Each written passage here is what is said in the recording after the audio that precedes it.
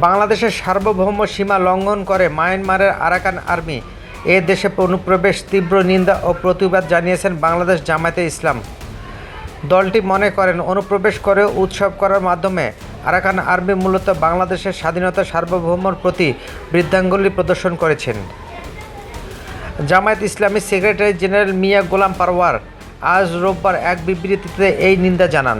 বিবৃতিতে বলা হয়, 16 ও 17 এপ্রিল ইউনিফর্ম ও অস্ত্রধারী আরাকান আর্মি বাংলাদেশের সার্বভৌম সীমা লঙ্ঘন করে বান্দরবান জেলায় থানচি উপজেলার তিন্দু ইউনিয়নে রিমাক্রি মুখ এলাকায় বাংলাদেশের 10 কিলোমিটার ভেতরে অনুপ্রবেশ করেছেন। সেখানে তারা স্থানীয় উপজাতি নিয়ে জলকেলি উৎসব পালন করেন। আমরা এ ঘটনার তীব্র নিন্দা ও প্রতিবাদ জানাচ্ছি। বিবৃতিতে বলা হয়, তারা শুধু জলকেলি উৎসব পালন করেই ক্ষান্ত হয়নি। ওই উৎসবে সচিত্র ভিডিও তারা সামাজিক যোগাযোগ মাধ্যমে শেয়ার করেছেন। আরাকান আর্মির রাজনৈতিক শাখা ইউএলএ এবং স্থানীয় জনগণ এই উৎসবে অংশগ্রহণ করেন।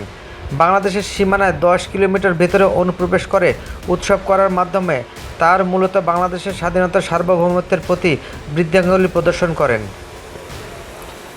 বিবৃতিতে আরও বলা হয়, এ ঘটনায় আমাদের স্বাধীনতা ও সার্বভৌমত্বের ওপর এক মারাত্মক হুমকি ও উদ্বেগজনক। এই সময় আমাদের সরকার, বিজিবি ও অস্ত্রবাহিনী কী করছিল?